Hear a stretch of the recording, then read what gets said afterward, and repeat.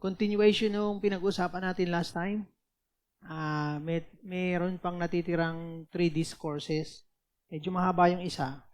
Pero madali lang naman actually sagutin yung dalawa. Pero ayaw kong mag-leave ng blank answers sa possible questions na masagap nyo. So, pag humaba, di tuloy natin susunod.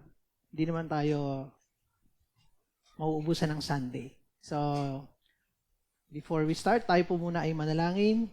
Panginoon, maraming salamat sa inyong kabutihan, sa mga bagong pinatayo nyo, Panginoon, upang mag-lead ng songs kanina. Salamat sa kanilang mga buhay, sa mga bagong musicians. Patuloy kang mag-raise, Panginoon, ng mga manggagawa, Panginoon, sa iyong simbahan. Lord, i-equip mo ang bawat isa, Lord, to our heart's content. Kasi, and to your heart's content, of course. Pero i-touch mo yung mga hearts namin, our minds, na hindi kami maging maramot sa aming oras.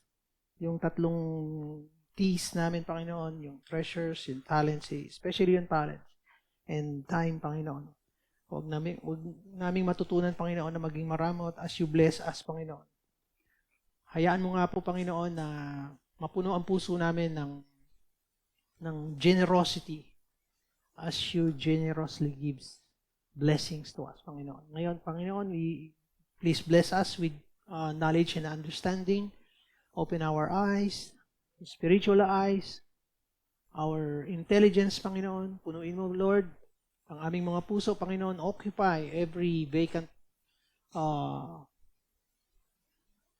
space, Panginoon, sa aming mga puso. At ikaw lamang, Panginoon, ang makita namin. Ikaw ang mataas, Panginoon. Ikaw ang maluwalhati sa aming kalagitnaan. In the mighty name of our Lord and Savior, Jesus Christ.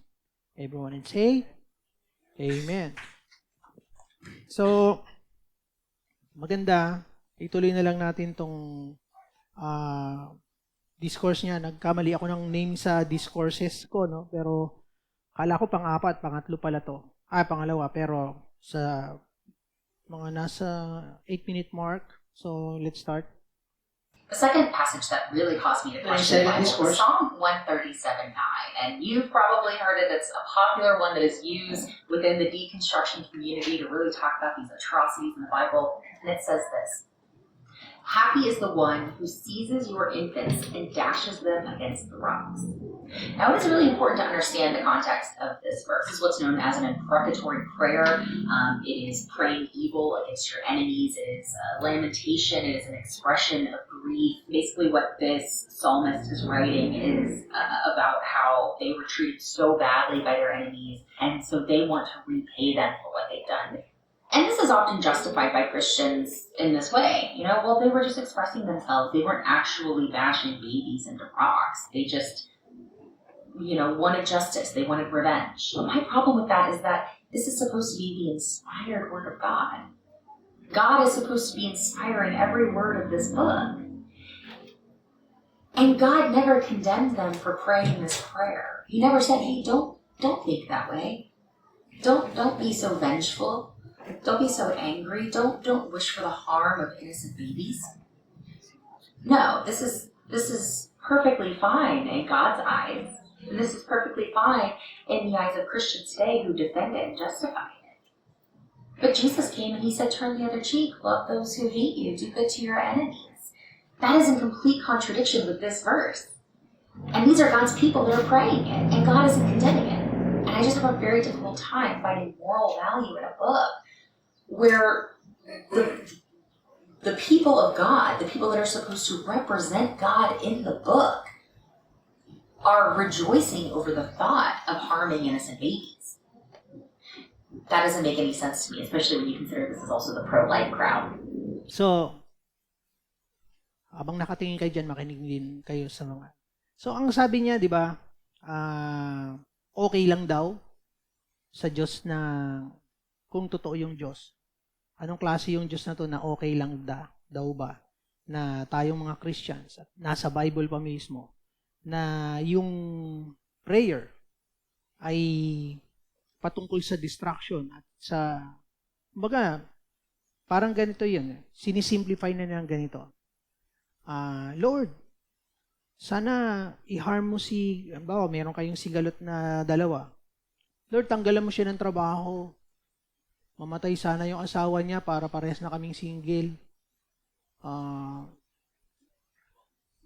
Kung hindi mo kukunin yung asawa niya, sana hindi siya magbuntis. Yung mga ganon. So, okay ba yon? So, hindi lang yung Psalms na yan, yung mababasa natin all throughout the book of the Bible. Lalong-lalo na yung paborito kong si King David. Ang dami niyang panalangin na, Lord, annihilate my enemies. Lord, inaatake nila ako. Anuhin mo sila, i-destroy mo sila. So, ako isa sa mga taong nagtanong before. Kasi, siyempre, ano ko to eh. Gusto ko yung style nitong si David eh. So, talagang binabasa ko yung buhay niya. And isa sa mga naging tanong ko na nananalangin siya ng ganito. So, ano ba yung imprecatory prayer? Actually, alam niya na yung sagot dun sa tanong niya. Iba lang yung kondisyon ng kanyang puso. Kasi nung itinanong ko sa Panginoon yun, naghahanap ako ng kasagutan. At hindi sumagi sa isip ko na magkaroon kaagad ng conclusion na okay sa Diyos. Remember, ang sabi ko, di ba? Para tayo, bago mo, pagka may binasa kang difficult verse sa Bible, at medyo nagiging questionable yung character ng Diyos, balik ka kagad doon sa mga verses na siya mismo yung nagpakilala sa kanyang sarili. Like, ulitin ko naman, slow to anger, yung everlasting love. So kung hindi magiging consistent, siya rin mismo nagsabi, there should be a reason for this. Dapat merong logical, sensible explanation bakit niya inaalaw itong mga imprecatory prayers na to na ma-include pa sa Bible. So sa unang beses mong maririnig to, mag-a-agree ka sa kanya without qualifying or disqualifying yung validity ng conclusion niya o bali sa theory niya o yung analysis niya doon sa mismong verse na to. Nakita nyo, no? Isang verse lang, 137 verse something, no? Pero itong Psalms 137, magandang babasahin mo lagi. Laging sinasabi nila Kuya Raymart to, tsaka nila Kuya Lawrence. Babasahin niyo yung, kung merong part dun sa isang chapter, nabasa mo, o may nagtanong sa yung non-Christian, bakit yung Bible nyo, ganito sinasabi, ganyan-ganyan. Pag wala kang immediate response, dahil hindi ka ready, hindi mo pa nababasa, hindi mo pa nagpag-aaralan, ang dapat na sagot natin agad doon is, babalikan kita, pag-aaralan ko, and then I will explain. Huwag ka agad ko combat na, hindi, kasi ganyan-ganyan. So, kumbaga, i-defend mo, bumabaril ka ng walang bala, yon, para madali nating maisip. Bang, bang, bang, bang. Parang walang effect. Kasi walang ang bala yung yung baril. So, babasahin mo, di ba? Ito yung mga pasimula niyan. So, mahaba yung natin. So, ito yung 37. Ito yung sabi niya, happy is the one who seizes your infants and dashes them against the rock. So, ang story yung behind dito, yung backdraft nito, itong Israel is in the times na kinapture na sila ng Babylonian Empire. So, kung titingnan natin, kung paanong ini-invade ng isang bansa yung ibang mga lahi before, hindi lang dashes the babies in rocks. Hindi pa pinapanganak, bawa, may buntis. No? Kumari si AJ buntis, may umatake sa atin, second time sample, nandiyan siya. Yung mga, yung mga Babylonians, Assyrians, Persians, Philistines, para mag-incur ng takot sa lahi natin, para yung morality natin, lalong Kumbaga, mangibabaw yung takot sa atin. Hindi na tayo lumaban. Suko na tayo. Ipapakita nila yung kalupitan nila. Pupugutan nila yung ulo. Diba? Tapos yan nga, karumal-dumal sa nature ng tao na makita na yung baby, iislasin sa tiyan. Paglabas nun, dudurugin yun sa harap ng ganun kalupit. Kaya, di ba, yung king, pupugutan, tas papakita dun sa mga tao, talo na kayo. So, kasama sa kalupitan ng mga gagahasain yung mga babae, i-enslave, lahat, papatayin. Batang lalaki, hanggang sa matatanda, walang ititira. Kasama sa inaano nilang takot, itinatanim na takot. So kung isipin nyo, hindi lang tao ang nakapag-devise niyan sa kasamaan ng puso at isip ng tao. Na mahanapan natin yan sa kaaway. Tinatakot tayo, kasinungalingan, di ba? Yan yung mga pananakot. So, what is an imprecatory? Para maliwanawa natin. Sabi diyan, there is a biblical way of praying called imprecation. And it's when one praying is asking God to do harmful things to bad people. To bad people. Di ba may nature tayo na gumante, yung puso natin. So halimbawa, ganun nga ang ginawa sa lahi natin. Dinash tayo ng Di ba katulad sa gera ng Hapon? Ganun din ang ginawa nila. Ibang way lang. May mas malupit, may mas less na malupit, pero ganun din ang ginagawa talaga ng invading forces. So, wala namang mag-i-invade sa inyo na, hindi, kita kayo. Girls, kasi sit down. Habang papatayin namin yung mga kalalakihan nyo, easy lang kayo dyan, hindi namin kayo akan. Hindi, walang ganun. Diba? So, naturalmente na kapag kami susumbungan ka, di ba yung rest back mo kapag kaibigan mo, hindi mo naman sasabihin na kaya kasi nampal ng away sa'yo. Kasi ninenok mo yung gumaganti lang. Pero pag kukuha ka ng rest back, sasabihin mo yung ginawa lang sa'yo. So, ganun din yung ginagawa nitong imprecatory prayer. Nagsusumbong sa Panginoon, Lord, inaapi nila ako. Di ba? Bakit ka nila inaapi? Gumaganti lang pala. So, gantihan. So, hindi importante ngayon kung sinong nagsimula. Okay? Dun sa yan. Pero yung imprecatory is pagbubuhos ng damdamin doon sa pinagsusumbungan mo. So, halimbawang nagsusumbong ka sa boss mo, sa tatay mo, o kung kanino man, siyempre bibigyan ka niya ng pagkakataon para magsalita, pero hindi ibig sabihin, kinokondone o sinusuportahan ka niya. So, pagka sinabing kinokondone, ano ba yung tawag doon sa yung nag-i-spoiled ng anak? Kinukonsinte. Hindi ibig sabihin kinukonsinte tayo ng Diyos kapag ka nagkaroon ka ng prayer na ganun. But God listens to that.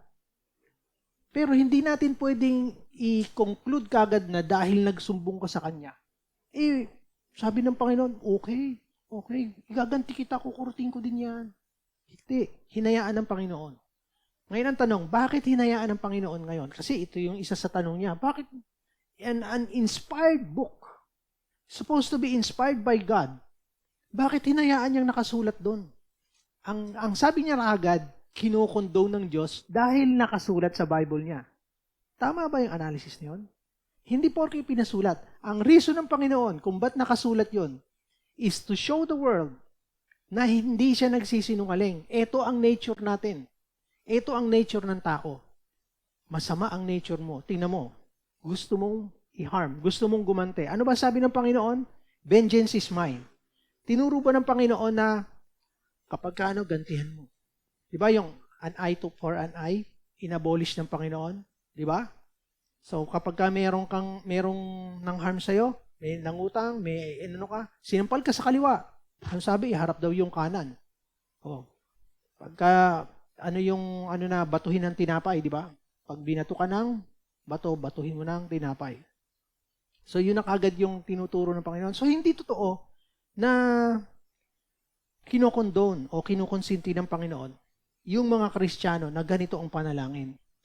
Pero naiintindihan tayo ng Panginoon kung bakit tayo nananalangin ng ganon. Tayong mga tao ang hindi nakakaintindi dahil nasa isip na kagad natin na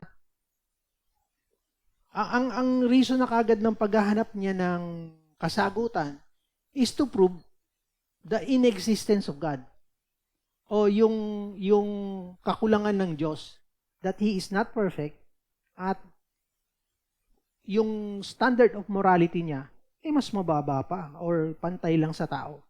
So, ito, isa sa mga do you agree with everything your friend says to you? Bawa, best friend. Susumbong ko si boyfriend, ganyan.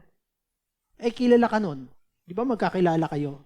Hindi lang sasabihin ng best friend mo, alam ko naman kasi kapag pag bumukas ang bibig mo, 40 miles per hour yung words na lumalabas sa'yo, talagang gusto kang tirisin din ng boyfriend mo, naiintindihan ko siya. Pero hindi niya sasabihin yun, di ba?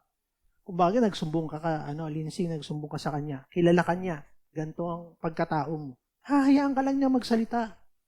Hindi siya nag-agree kasi emotionally charged ka pa eh. Mamaya-maya, pag sumagot ka ng negative sa kanya, kayo na nag-aaway, hindi na si boyfriend tsaka si girlfriend. So, hahayaan mo siya. Pero hindi ibig sabihin, kinakampihan mo siya. Listener ka lang. So, ganoon ang ginagawa ng Panginoon. Sabihin natin ngayon, masama ba? Yung interpretations niya, sa nabasa niya sa Bible, naka-pattern na agad sa belief na hindi mabuti itong Diyos na to. Or worse, hindi siya nag-i-exist, hindi siya totoo. Okay. So, hindi. Ito ngayon yung sabi niya, di ba? Dahil kinokondone, hanap tayo ngayon sa Bible sa mga sinabi na o ginawa ng Panginoon. Ito ngayon. And ang sabi ng Panginoon sa Genesis 5:9-5, and for your lifeblood. Ang lifeblood is a representation ng buhay ng tao. Di ba? Lifeblood. I will surely demand an accounting. I will demand an accounting from every animal and from each human being to I will demand an accounting for the life of another human being. Pag na-harm mo ang life, nakapatay ka, God will demand na pagbayaran natin yon. So, hindi totoo yung sinasabi niya na okay. Diba? Kasi, tingnan mo, idadash yung mga babies, hindi ibig sabihin okay sa atin, okay sa Diyos. Yung pagbubuhos natin ng galit ng true salita, no? Ang sabi niya pa sa 6, whoever sheds human blood, by human shall their blood be shed. Kung baga, kapag nakapatay ka, pagbabayaran mo. For in the image of God, ang sabi pa ni Christy kanina, parang hindi naman ino-honor ng Diyos na to at ng mga Kristiyano yung buhay. Sabi niya, parang He is taking life of people lightly kasi kinokondone nga niya kasi mali nga yung paraan ng pag-interpret niya. And sabi ng Panginoon dito, whoever sheds human blood, by human shall their blood be shed. Bakit? Ito yung respeto ng Diyos. For in the image of God has God made mankind. So, hindi pwedeng sabihin niya na hindi importante.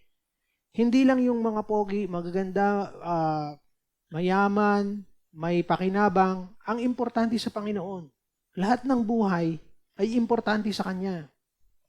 Hindi totoo yun. But, if we feel bad to someone, is God okay with that? Maybe yes, maybe no, maybe not at all time. It depends sa situation. Pero makikinig muna siya. But hindi automatically means na kinokondone o kinukonsinti niya tayo. Ito pa mga rhetorical question. Job felt bad about his situation. Di ba nabasa natin si Job? Malapit na nga pala tayong pumunta sa Job. After ni Esther. Doon na tayo. So, malapit na natin mabasa ng buo yung Bible.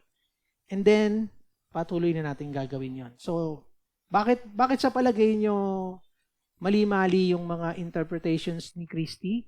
It's because hindi naman niya talaga ini-study and wala sa heart niya. Wala sa intentions niya. All of us should be intentional na magbasa ng Bible, mag-aral ng Bible because yung nature natin, kinokontra yung gusto nating gawin na makilala yung Diyos. Yung nature natin, sa Netflix hindi sa Bible.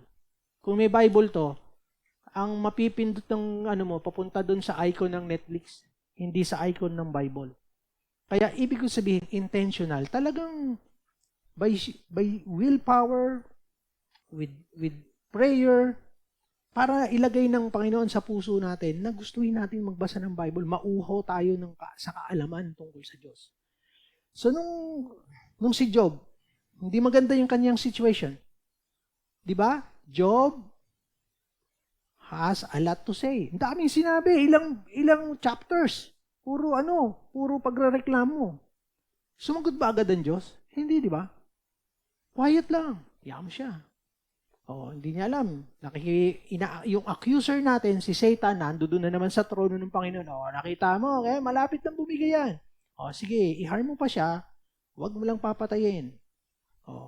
Eto na naman si Job, daldal na naman. Bakit mo ko hinayaan? Pero, okay ba sa Diyos?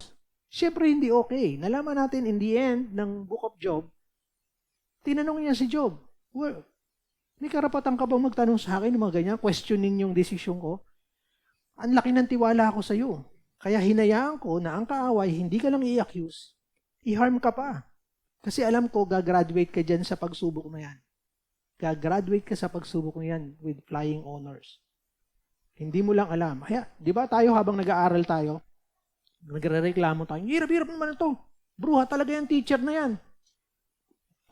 Walang inisip kundi pahirapan tayo, hindi tayo makalakad, hindi ko makita si Crush. Kasi kinakailangan kong mag-aral. Gumawa ng assignment. Hindi ba, 'di ba, yung paggawa ng assignment is the same reason para ayaw nating mautusan ng tatay natin tsaka nanay natin. May ginagawa pa nga ako eh. Si kuya na lang. Hindi ko matatapos to. Di ba? Ginagawa natin yon for our, ganun talaga tayo. Was that okay sa parents nyo? Hindi okay. May sinabi ba? Kadalasan pa yung mga parents nyo yung gagawa ng chores nyo sa bahay. Kasi nagre-reklamo tayo. So, ito pa. Not because God allowed you to be upset and say your piece. Ibig sabihin, naglitanya ka na ng mga sama ng loob. Does not mean it's okay with Him. Hindi ka agad automatic na naggalit-galitan ka. Antimano, payag ang Diyos, hindi. Ang magulang mo, ganun din. Magagalit-galitan ka. Minsan may mas nire-revere pa natin yung ating mga magulang higit sa ating Diyos. Kasi, alam natin may sapak kagad sa nanay mo. May kurot ka kagad kapag sumugot ka ng hindi tama. Pero ang Diyos, nakita niyo yung pasensya, di ba? Ang tagal mo na ng paulit-ulit na kasalanan mo. Imumold tayo ng Panginoon, katulad ng pinag-aralan natin, di ba? Piniprepare niya tayo. Imumold natin yan hanggang sa mag-conform yan. Ang haba ng pasensya ng Panginoon. The Bible is an account of God who is perfect. An account. Ibig sabihin, historically, pinasusulat niya yung Bible para meron tayong account kasi makakalimutin tayo. So, kung nakasulat, babasahin mo, mare-review mo. So, yun yung Bible. The Bible is an account of God who is perfect and humans, frailty and imperfection. It's God's inspired word. That is why yung bad side natin is also written in account. Yung bad side natin of our humanity is also written there. As an account why we needed salvation. Kinakailangan natin may magligtas. Kung ang lahat ng nakasulat sa Bible ay mabubuti lang na side ng tao, paano magkakaroon ng written account na kailangan pala natin ng Savior? Wala. Sabihin natin, tingnan niyo, mababasa natin before, kaya nating maging perfect. Pero ang ginawa ng Panginoon, ang sabi ni Paul, we are imperfect people. I tend to do yung bad things na taliwas sa gusto kong gawin. Yung kasalanan ang tumutulak sa akin para gawin to. Sinong boss mo? Yung kasalanan. Di ba?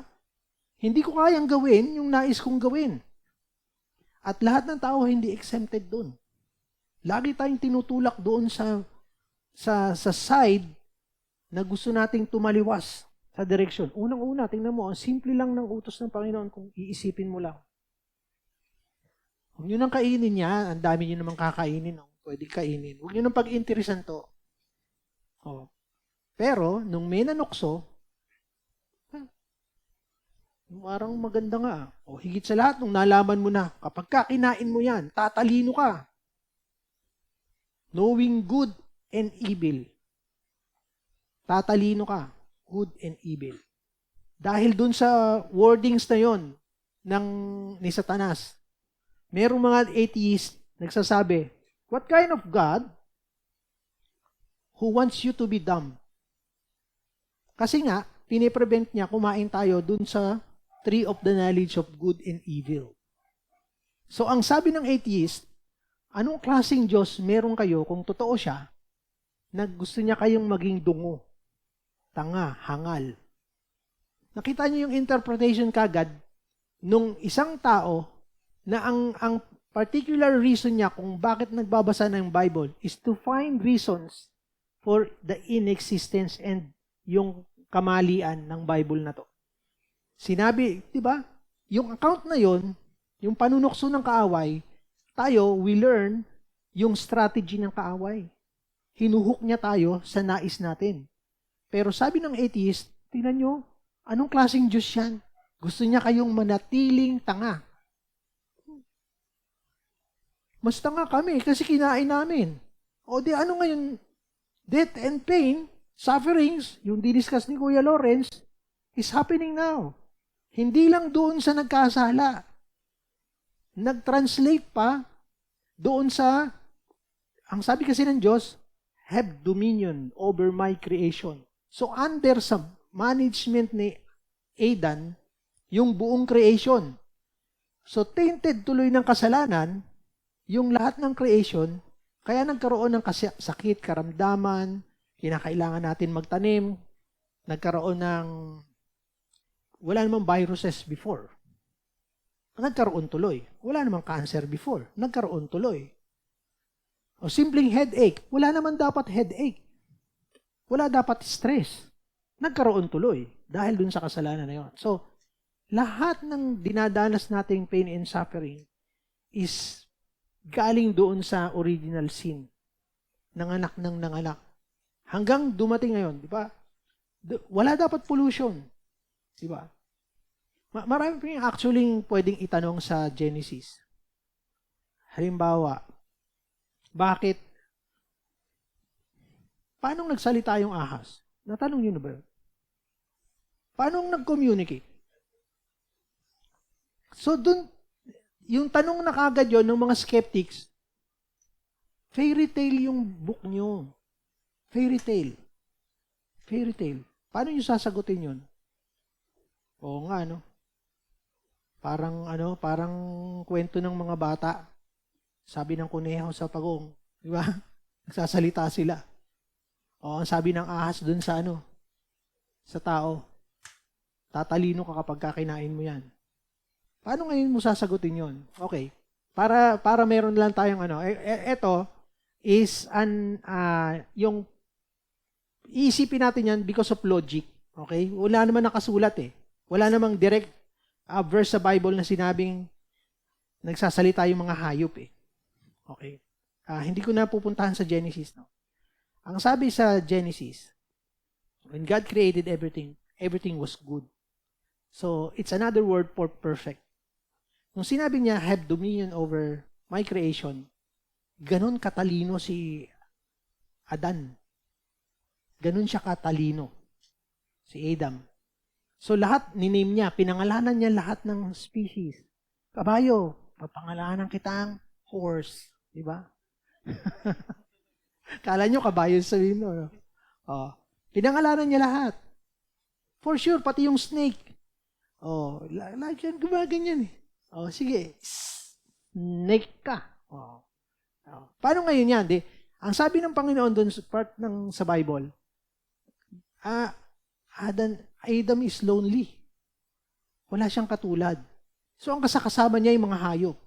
Imagine niyo ngayon, ang tropa ni Adan, yung mga kabayo, kalabaw, punta tayo doon. So, paano susunod sa kanya yun? Siya ang boss siya manager Di ba nakakapag-communicate kayo ng boss nyo? Kung ako manager, dapat meron tayong way of communication. Because the world is perfect. Huwag nating isipin na, kailangan pumunta tayo dun sa mentality na perfect yung world. Wala pang sakit karamdaman. So, perfect yung isip. Perfect din yung mga animals. Hindi sinabing hindi perfect yung animals. So, there was a way for Adam and God's creation to communicate. Maaring parang tayo ngayon, mga mahilig sa mga halaman. Diba? Pinagbabantaan natin yung kamyas. Subukan mong wag magbunga. Tapas ka sa akin. So, sasabihin mo dun sa mangga, sa papaya, sasaksakin kita ng banana cue stick pag hindi ka namunga. Kinakausap natin. Yung nature natin, okay, this is not biblical, this is analytical, no? Kung ano yung nangyari, comparing ngayon tsaka noon. But perfect yung before.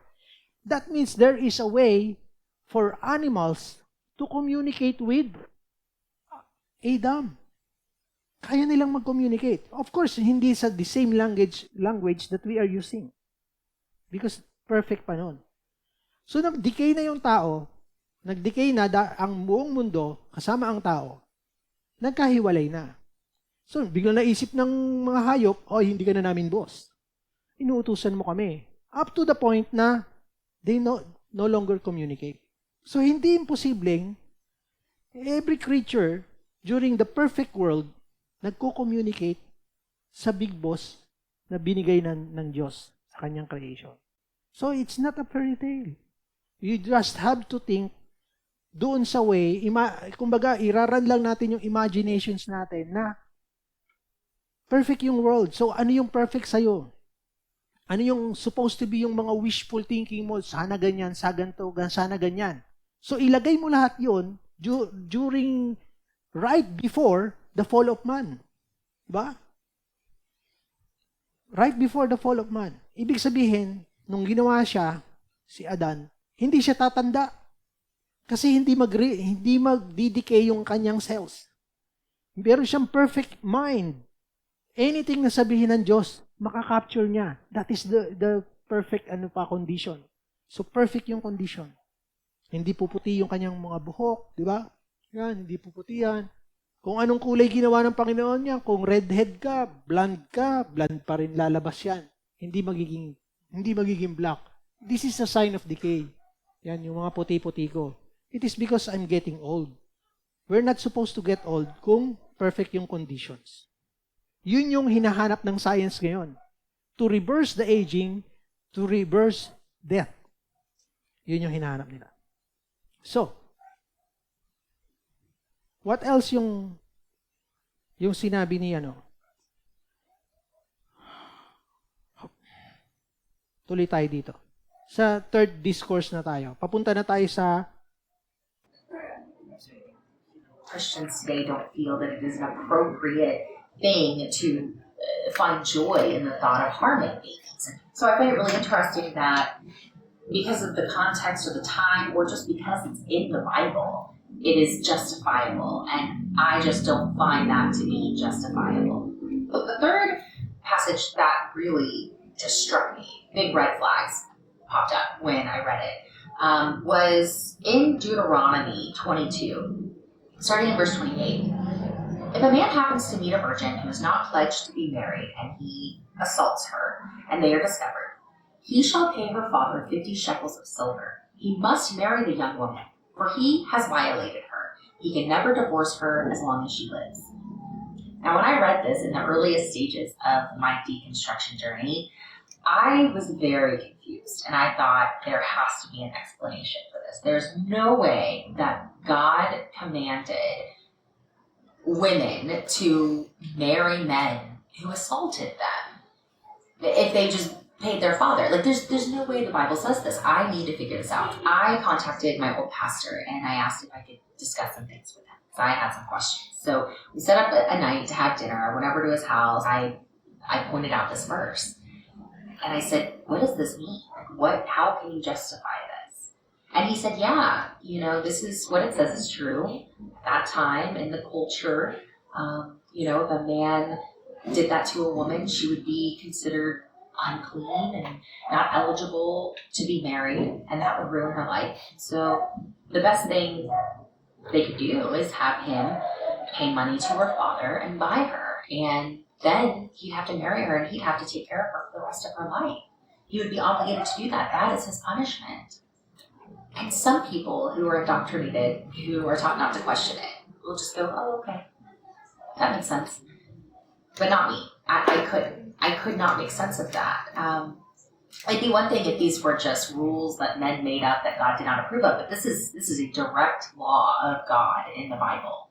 This kind of loophole for men to find a wife if they just assaulted her, and then they could marry her, and if they just paid her father some money. And supposedly that was a lot of money back then, so that was a very big punishment. But really, that's how we punish the man. I don't know any woman that would ever want to spend her life being married to and having to submit to the man that assaulted her. And I've had people ask me, well, what do you recommend? What's the solution? I mean, she would have been an outcast. She would have been unclean. She wouldn't have been eligible for marriage. And so what are they supposed to do? They were trying to protect her. I don't know. Maybe God could have commanded the community to come together and take care of that woman. Maybe God could have commanded the men to marry women even if they aren't virgins. To not worry about if a woman was a virgin when he married her. That would solve the problem right there. I just came up with a better solution than God could. A more moral solution. An all-powerful deity couldn't come up with a better solution than a woman must marry the man who assaults her. So, yung huling-huling sinabi niya, no? It's blasphemy, actually. Sabi niya, hindi makapag-come up ng magandang solusyon itong perfect na Diyos na to. Mas mabuti pa ako na kapag anong resolution niya, dapat kinumand na lang daw ng Diyos na kayong mga kalalakihan, maski hindi virgin, pakasalan niyo pa rin. Kumbaga, huwag kayong mamili na kailangan virgin. Okay. Parang sa una, mahirap sagutin. Kasi nga, nakalagay hindi mali yung kinote niya Ano sabi dyan? I-take note take note nyo ba yung mga sinabi niya? Kung tama naman, di ba? Walang babae na gustong pakasalan yung nang rape sa kanya. Paano kung hindi pogi? Buti sana kung si Agamulak yung nanggahasa sa'yo. Ikaw ang manggagahasa kay Agamulak, di ba? Oh. Paano kung, di ba?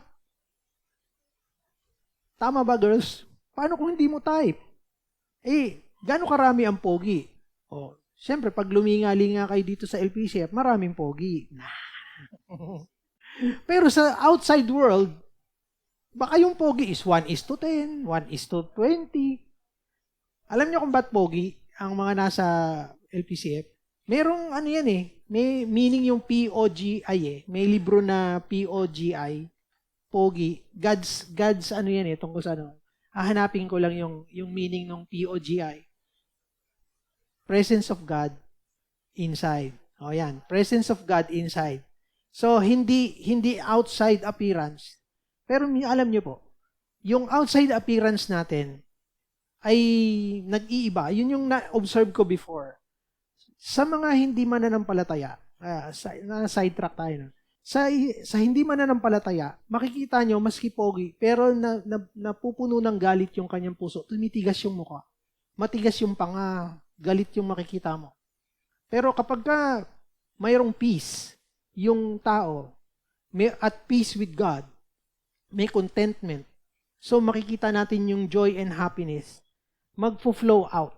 So makikita natin yung creation ng Diyos. Tama pala yung sinabi niya. Everything was good.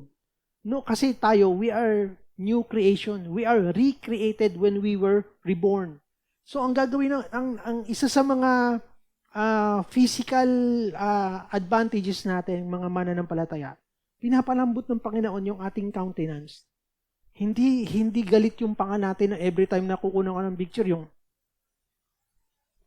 kumbaga, parang papatay yung pino-project ng mata mo. Diba? Pero tayo, very hopeful. Kumbaga, joyous. Makikita mo na contagious yung ano mo, yung happiness mo. So, yun. No? Pero, balik tayo dito. Totoo naman mag-agree ka kagad sa kanya to. Talagang, ipapakasal mo sa akin yan. Pambihira naman sa lahat ng nanggahasa kung sino pa yung pinakaswangit dito sa, sa bayan natin. Siya pa ang napiling manggahasa sa akin, tapos yung tatay ko papayag. Mukhang pera. Diba? Bayaran ko yung anak mo. Tapos pumayag. Tama ba naman yun? Diba? He shall pay her father 50 shekels of silver. Kung mahal mo yan. And he must marry the young woman for he has violated her. He can never divorce her. Ang ibig sabihin ng never divorce, kasi may divorce na noon pa eh.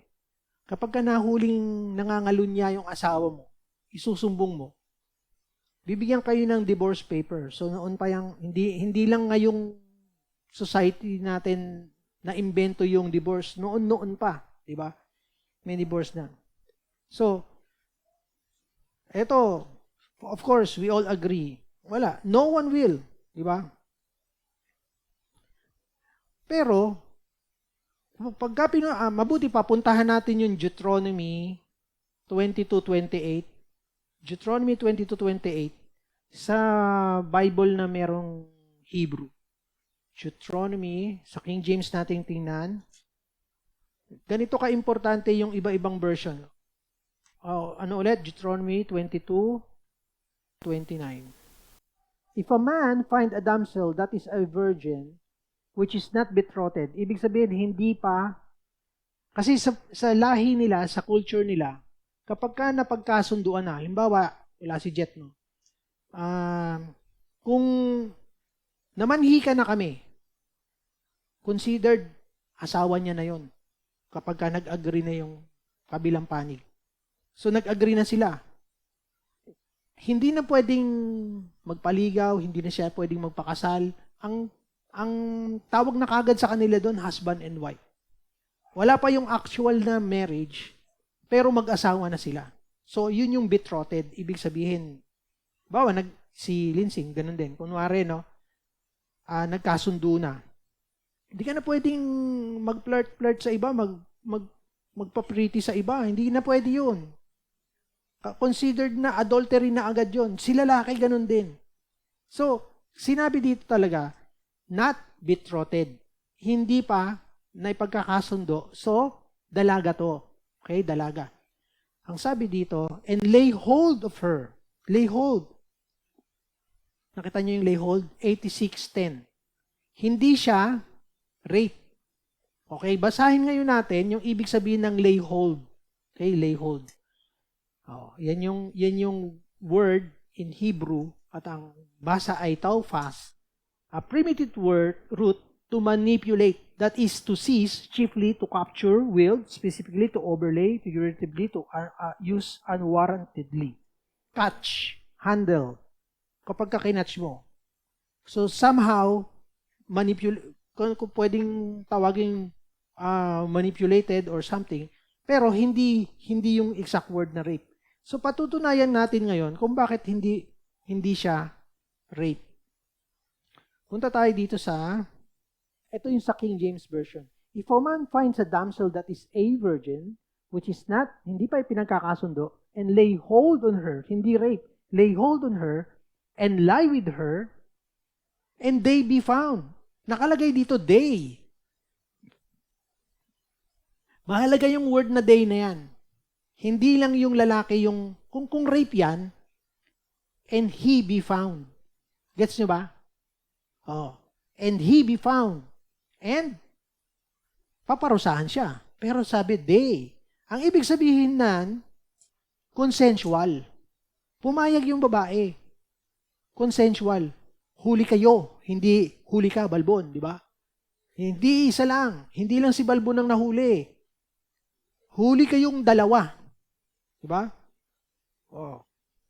So, New Living Translation, NLT, suppose a man has intercourse with a young woman who is a virgin but is not engaged to be married if they are discovered. So, hindi ibig sabihin to, kumaga, ito yung halaga kung ba't iba-ibang translation yung binabasa natin. Para halimbawa, sa NIV, medyo naging questionable. Ano ba yung pagkaka-translate, pagkakaintindi ng ibang translator kung anong ibig sabihin ng certain phrase sa Hebrew or sa Greek? So, ang sabi dito ng nag-translate sa New Living Translation, suppose a man has intercourse. Intercourse, hindi to rape. Consensual, payag yung babae. Hindi to pinwersa. Hindi to pinwersa. With a young woman who is a virgin at hindi pa betrothed. Hindi pa na ipagkasundo. So, dalagang-dalaga to. Okay? Dalagang-dalaga.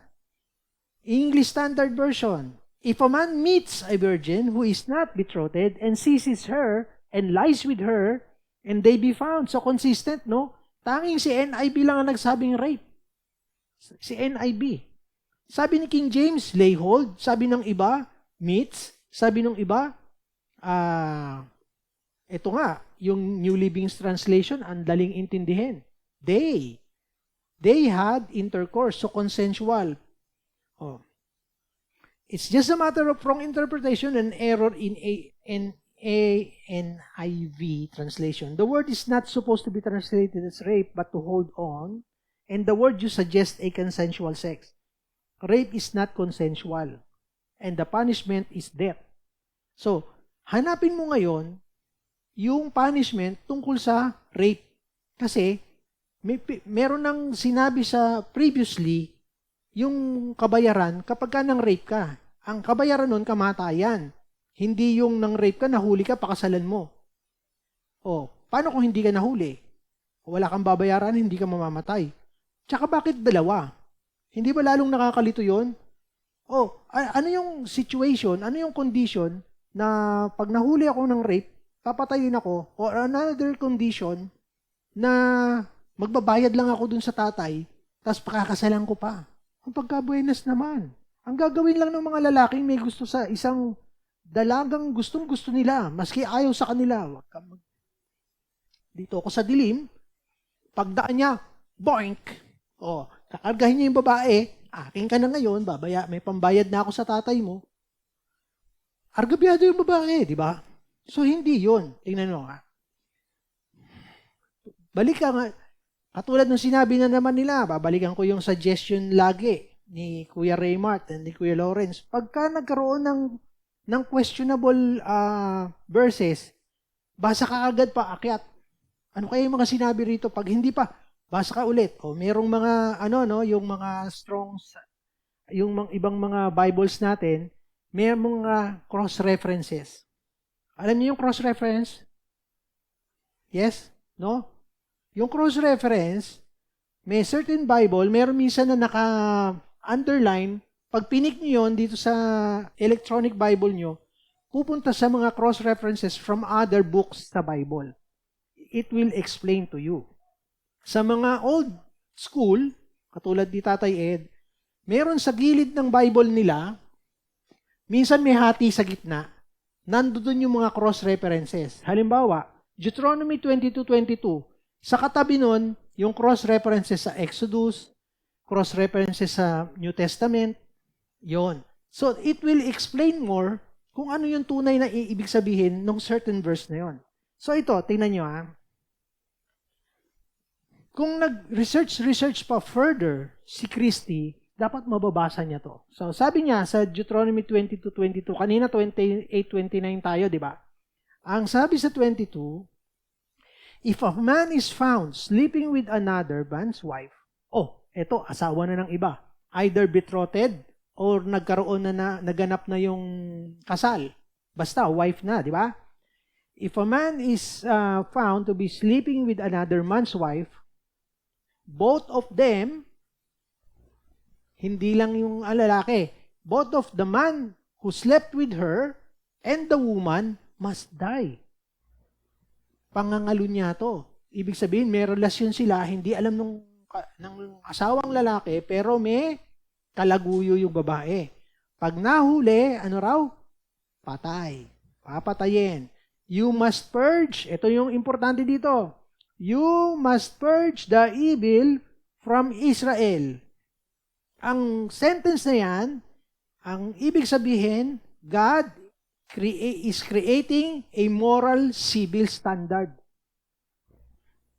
Sineset niya yung moral standard kung paano mabuhay ang mga Israelita. Ganon din tayo. Yun yung 10 utos, ine-explain. May reason bakit tayo pine-prevent na may asawa ka na, magbo-boyfriend ka pa. Kasi sineset niya yung moral standard. Creating moral and civil standard. Kaya nga sinabi niya, you must purge. O alisin niyo yung kasamaan sa bayang Israel. So, pinagbawalan niya ang bawat isa for adultery.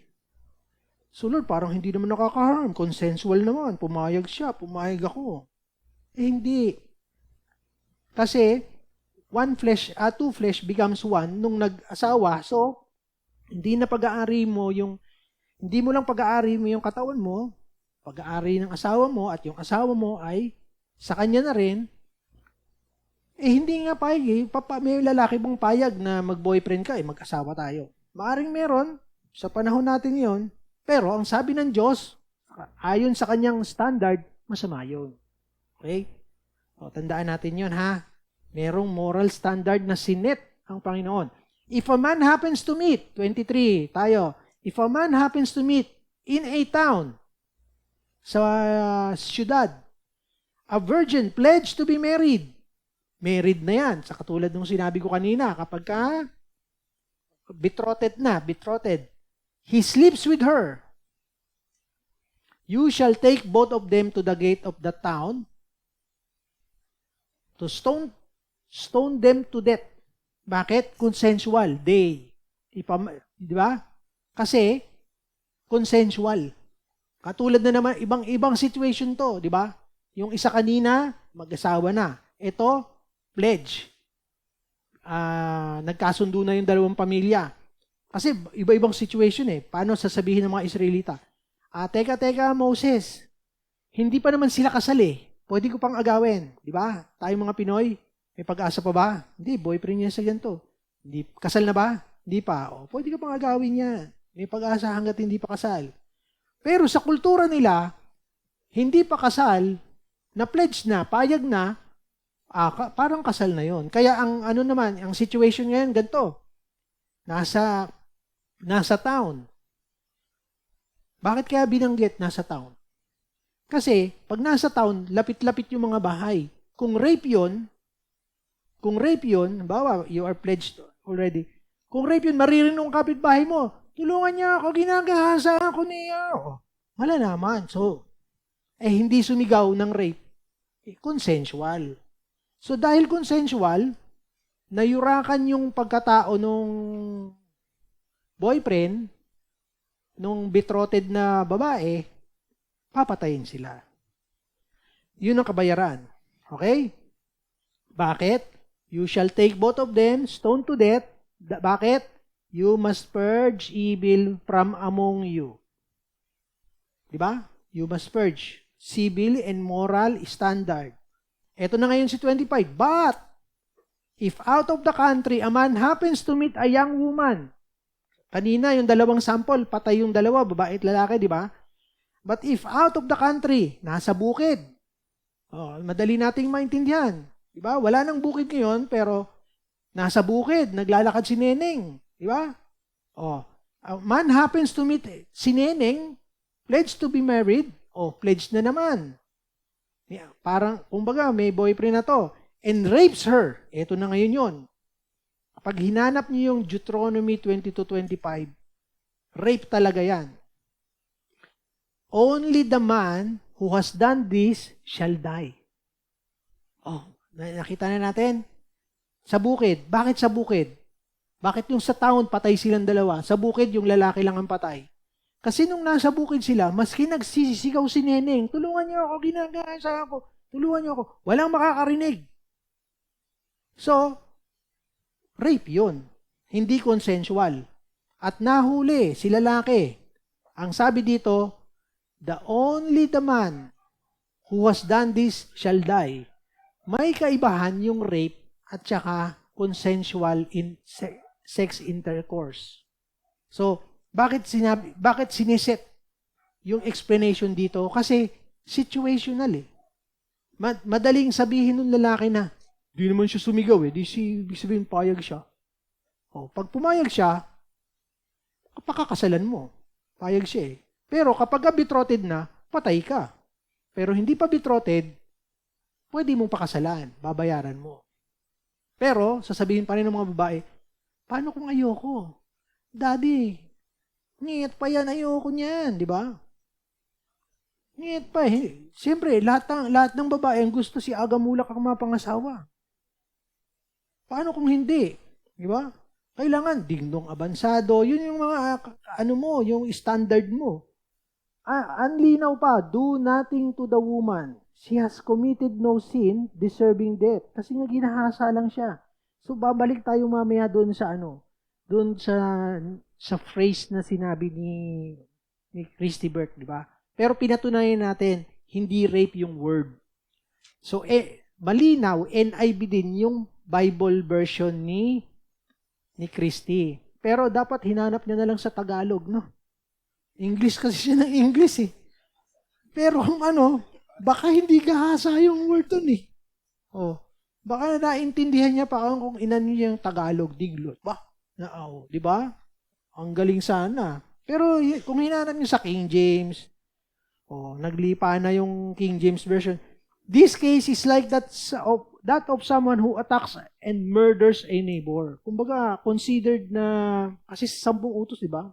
Minurder, ang kabayaran ng murder, buhay din nung pumatay. Ito, ginahasa, sabi nung Panginoon dito, through Moses, this is a case kaling tulad ng pagpatay, ang panggagahasa.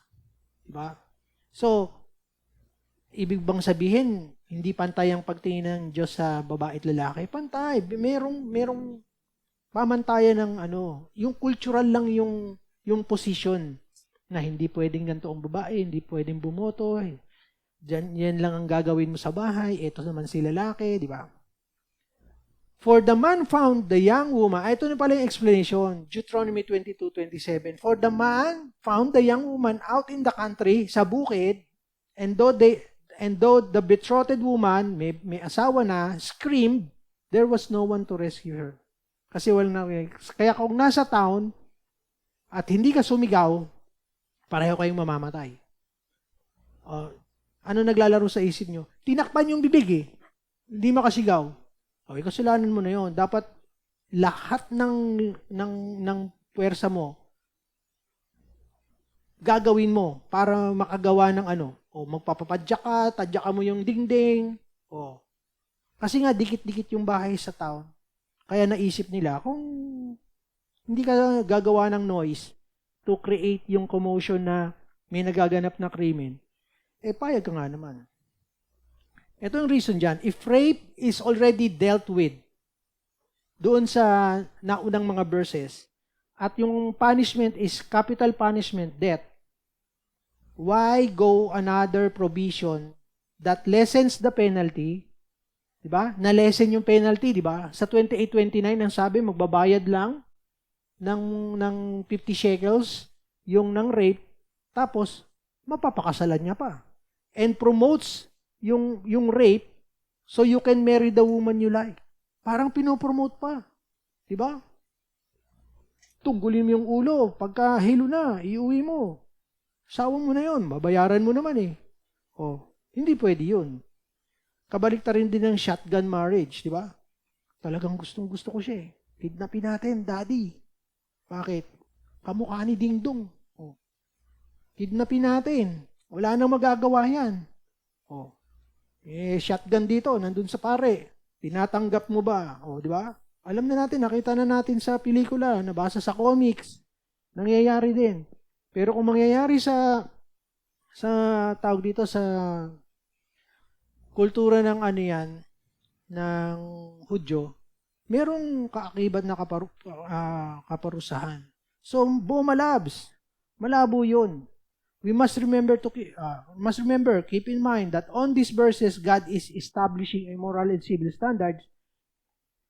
Nagbigay na agad siya ng situational samples kanina, di ba? Pamantayan para ipapatupad. Para malinaw, ito yung sinasabi kong cross-referencing.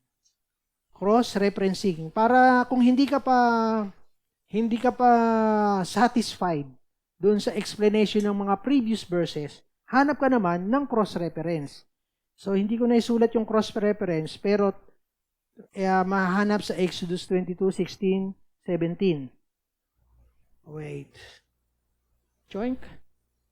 Second discourse. Additional support. Yan. Time's up na ako. Ibig sabihin, yung isang discourse,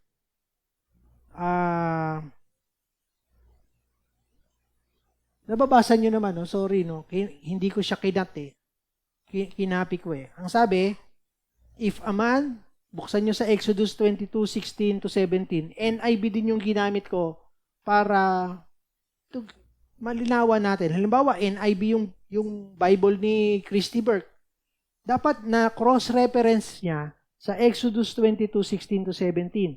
Ang sabi dito, if a man seduces a virgin who is not pledged to be married and sleeps with her, ibig sabihin consensual. Di ba? Walang rape na naganap. Consensual. Ito yung parallel verse ng ng binasa natin kanina sa Deuteronomy. He must pay the bride price. So, na-determine yung bride price, 50 shekels of silver. Okay? Doon sa binasa natin. And she shall be his wife. Ito naman yung sagot doon sa, Daddy, ayoko sa kanya eh. Paano ngayon yan? Hindi, ginahasa ka na yan eh. Pananagutan ka naman. Ayoko nga sa kanya dahil bago ako matulog, yung pagmumukha niya ang makikita ko, pagising ko, mukha niya ulit. Tapos, hanggang nabubuhay ako yun, di ako ang naparusahan. Sasabihin mo sa daddy mo, di ba? Daddy, ako ang parurusahan dyan, hindi siya. Siya ang saya ng buhay niya kasi gusto niya ako. Eto ngayon ang lusot doon. Kasi situations nga, kailangan ma-establish kung ano yung situation. Sasabi sa 17, if her father, si daddy, absolutely refuses to give her to him, ayoko ang anak ko mapunta sa'yo.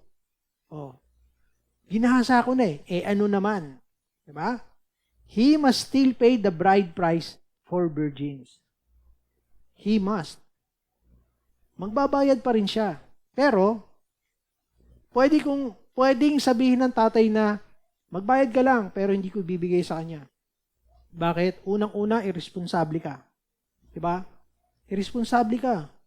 Imbis na ligawan mo, bulahin mo, you have all means, para all is fair. Manligaw ka, manilbihan ka, magsiba ka ng kahoy sa amin. Sibakin mo yung bakod ng kapitbahay namin, dalhin mo sa amin. Ba't hindi mo gagawin yun? Ba't gagasain mo? Ba't imamanipulate mo, di ba? So, actually, consensual na yung sex nila, pero pwedeng tumanggi tatay. Kasi alam nung magulang kung sino yung, girls, huwag kayong magalit kapag meron yung crush, tas nalaman ng mami nyo tsaka daddy nyo, wag yan, anak. Hindi lagi kaming kumukontra dahil ayaw namin dun sa tao. Meron kaming nakikita na hindi maganda dun sa tao, kaya lang kami kumukontra. Diba?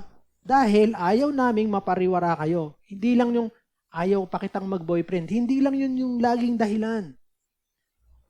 Kasi meron sa culture ng nating mga Pilipino, sa ating mga Pilipina, no? Yung may bad boy image ang gusto natin. Kaya titingnan niyo sa pelikula, yung mga bad boy, si Robin Padilla, yun ang gustong-gusto ng mga girls. Yung mga tambay. Maginoo, pero hindi bastos. Bastos, pero hindi maginoo. Whichever, di ba? Nandoon yung natin, inclination, girls. Gustong-gusto natin yung mga image na ganun. Pagka clean cut, ang bait, mukhang uto-uto, ayoko niyan, uto-uto. Di ba? Talo ng komedyante ang pogi. Kasi nga, attractive. Maganda yung karakter. Pero pwedeng tumanggi ang magulang. So, nakita natin, no? Sinabi pa ni Christy Burke na mabuti pa daw siya, nakaisip siya ng solusyon. Di ba? Binabastos niya yung karunungan ng Diyos, marunong pa daw siya. Bakit daw hindi inutos sa Israel noon na pwedeng pakasalan yung hindi na virgin? Hindi niya alam, hindi niya naiintindihan, nagsiset ng moral standard ang Panginoon. Kaya niya sinabi yung mga utos na to. Bawal, ito ang kabayaran, pag nahuli kang mag-rape, ikaw ang patay. Consensual rape, virgin yung babae, hindi betrothed, pwede mong pakasalan. Ang lumalabas dito, ayon sa Exodus, pwede mong pakasalan kung papayag yung tatay. Siyempre, sigurado ako sasabihin ng anak, Daddy, wag. Diba? Mayaman sila. Kamukha ni Bentong yan. Maski anong yaman yan, si Bentong pa rin ang makikita ko. Paano kung nawala na ng yaman yan? Nalugi negosyo, nalugi yung farm. Nalugi na nga si Bentong pa rin. Kawawa yung babae. Di ba? Ayoko nga. Pwedeng hindi pumayag, pero bayad pa rin si lalaki. Diba? So, anong take natin dito? Meron pa tayong isang discourse, pero wala nang oras. Gusto nyo hanggang alas 3 tayo dito, payag naman ako. Pero, next time naman. No? Mahirap yung next accusation ni Christy. Kasi yun yung kadalasan na ginagamit ng mga atheist. Barbaric yung Diyos natin. Barbaric dahil inutos niya na patayin lahat. Pero maganda yung magiging discussion. So, magiging alam nyo din yung sagot kapag meron kayong nakausap na hindi naniniwala sa Diyos at saka sa Bible. Dahil sasabihin mo lang na, kumbaga, may isa-isa natin. Hindi natin matatandaan yung lahat ng verses. Pero malalaman natin yung reason kung bakit may mga sinasabi ang Panginoon na gano'n. May inuutos siya. Pero hindi niya inutos na yung ng rape, mapapangasawa na automatically ng mga dalaga natin. So, anong take natin dito? Pag nag-aral tayo ng Bible, and I encourage ang lahat na mag-aral ng Bible, at pagka naka-encounter kayo ng very hard to explain verses, huwag kayong titigil sa current na translation ng Bible nyo. Marami na tayong hindi ka makakapag-reason out na ito lang yung kaya kong bilhin. Kasi sa online, ang daming libre. Lahat ng Bibles na binubuksan ko dito sa inyo, lahat libre, except yung NIV nito. Dito ako nagbabasa ng pinadadala ko sa inyo. Pero kung na-encounter ko yung katulad nung kay Christy Burke, which is parehas kami ng version, hindi ako titigil na pumunta sa ibang translation. New Translation, The Message Translation, King James Version, diba? Marami pang mga versions dito na pwede kayong pumunta. Meron din akong si eSword. So, itong eSword, libre to. Ang Kuya Jello, may bayad na ba? May bayad na ngayon? Kasi noon ko pa sinabi sa inyo yung libre. Ang tigas ng ulo nyo ng libre. Kung sinunod nyo ako, libre yun. Ngayon, may bayad na. Ako, libre.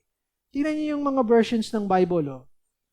Noon ko pa kasi ito May Tagalog, may NIV, may NIV Reader's Version, di ba?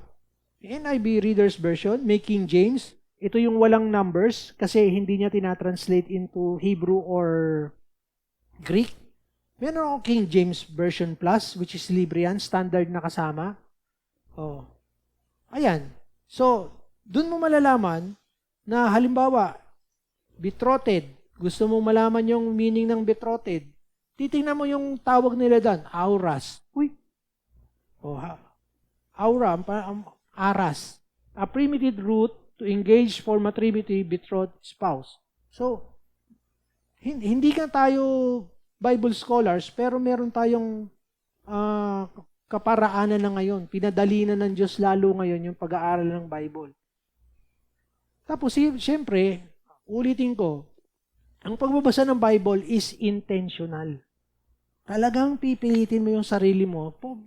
I recommend, samahan mo na ng panalangin. Lord, imbis na imprecatory prayer, yung pinag-usapan nating imprecatory na puro pananalangin ng masamang mangyari sa kinasasamaan mo ng loob yung panalangin mo sa Panginoon, ipag-pray mo na lang na ilagay ng Panginoon sa puso natin na mauhaw at magutom tayo sa kanyang salita. Diba? Kumbaga, katuwaan natin na natututo tayo. So, hindi tayo magiging Christy Burke. Diba? Meron pa akong isang video na gusto ko ring sagutin. This person is 19 years na nag-serve as pastor. And ngayon, sinasabi niya na, he was deluded. Before, pinipreach niya yung gospel. Ngayon, pinipreach niya, walang Diyos. Paano nangyari yun? Diba? Nung una nating dinidiscuss tong kay Christy Burke, how can one lose faith? Maraming nagdi-debate. Anong tawag dito? Si Calvin at saka tsaka yung kalaban niya, Arminians. Nagtatalo. Can you lose your faith? Ito. Patunay na kinukonsider niya, okay? Hindi na ako makikipag-debate kasi maaaring sabihin ng mga Calvinist, hindi siya born again even from the beginning. It doesn't matter.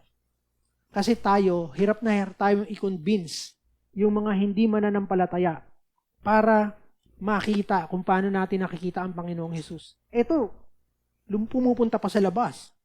Diba? Nag-evangelize pa. And then all of a sudden, sasabihin niya, walang Diyos. Hindi totoo yung Diyos, hindi totoo yung Bible. Fairy tale yung Bible. Paano nangyari yon? So, pinag-aaralan natin para hindi rin tayo madula sa the same mistake na ginawa nila. Diba? So, anong gagawin natin? Magbasa tayo ng Bible. It's not too late. Hindi ko na kayo ini-encourage na habulin. Ano na tayo ngayon? October 13. Nagsimula tayo January. Baka yung huling binasa mo, January 5. Hindi mo na mahahabol. Diba? Hindi ko ini-encourage kayo para matuwa lang na sinusunod niyo ako. This is for your own good. Diba? Ang dami ko pang nadadagdagan na natututunan. So, lahat tayo natututo. Imposibleng wala kang matututunan. Mare-review mo. Malalaman mo, hindi pala si David yung kinukot ko noon. Si Moses pala. Nakita ko naman, si Asaph. Siya yung leader ng music ministry.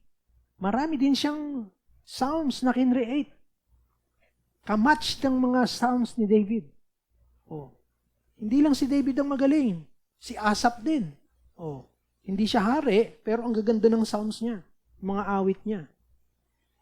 Diba? So, it's not an excuse. Lalo tayong ano ba tayo? Question and answer? Gusto niyo ng groupings? Okay. Tayo muna yung manalangin. Panalangin muna tayo. Salamat, Panginoon, sa oras, Panginoon, na pinagkaloob niyo sa amin upang mapag-usapan itong mga bagay na to. Yung mga bagay, Panginoon, na nadidiscuss namin na pwede naming ipagkamalian din, Lord.